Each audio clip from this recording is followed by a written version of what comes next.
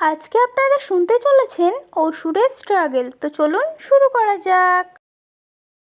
দেখতে দেখতে চলে এসেছে দুর্গাপুজো। মা দুর্গাকে যেহেতু বাপের বাড়ি যেতে হবে, সেই কারণে সে তাড়াতাড়ি করে জামা কাপড় গুছিয়ে নিচ্ছে। আর সাথে সাথে কার্তিক গণেশকে বলল, এই কার্তিক গণেশ, তোরা জামা কাপড় গুছিয়েছিস? কার্তিক গণেশ বলল, হ্যাঁ মা, আমাদের জামা কাপড় গোছানো হয়ে গেছে। তোমার মেয়েদের হয়েছে কি দেখো। দুর্গা বলল, হ্যাঁ দেখছি। এই লক্ষ্মী সরস্বতী, তোদের হয়েছে? লক্ষ্মী সরস্বতী বলল, হ্যাঁ মা, এই তো হয়ে গেছে, আর 10 মিনিটে কমপ্লিট হয়ে যাবে। দুর্গা বলল, ঠিক আছে, তাড়াতাড়ি আয়। গণেশ বলল, আচ্ছা মা, তুমি অসুর মামাকে ফোন করেছিলে?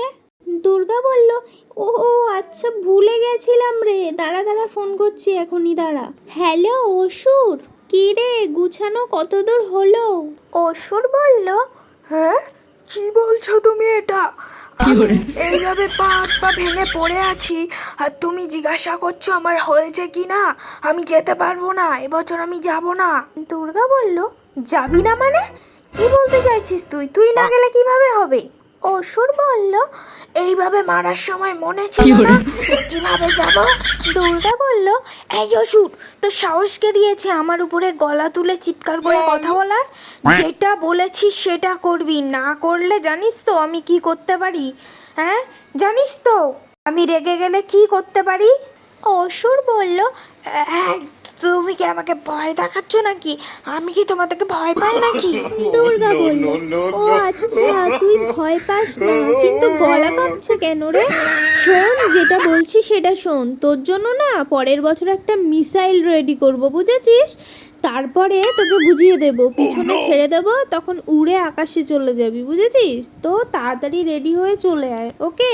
অসুর বলল, এই কোথায় আমার গলা কাঁপছে? হ্যাঁ, আমি কোথায় আমার গলা কাঁপছে? আমি ঠিকভাবেই কথা বলছি, আর আমি তোমার থেকে ভয় পেয়ে যাচ্ছি এটা নয়, আমার এমনি যেতে হবে, তাই আমি যাচ্ছি। দুর্গা বলল, ঠিক আছে, টাইম মতো চলে আয়। অসুর ফোনটা রেখে অসুর তাড়াতাড়ি করে জামা গোছাতে শুরু করলো। আর এদিকে দুর্গা, কার্তিক, গণেশ বেরিয়ে গেল, আর লক্ষ্মী সরস্বতী এখনো মেকআপ করছে। এরপর অনেকক্ষণ দুর্গা গাড়ির কাছে দাঁড়িয়ে দাঁড়িয়ে যখন দেখছে লক্ষ্মী সরস্বতী আসছে না, তাদেরকে ফোন করে একটু ধমক দিতেই তারাও চলে এলো। আর এদিকে অসুর এখনো আসেনি, কারণ সে এখনো গাড়ি পায়নি। সে গাড়ির জন্য দাঁড়িয়ে দাঁড়িয়ে যখন দুর্গা তাকে ফোন করে একটু ধমক দিল, তখন সে তাড়াতাড়ি ছুটতে ছুটতে ছুটতে ছুটতে চলে এলো। এসে সে জিভ বার করে হাঁপাতে লাগলো।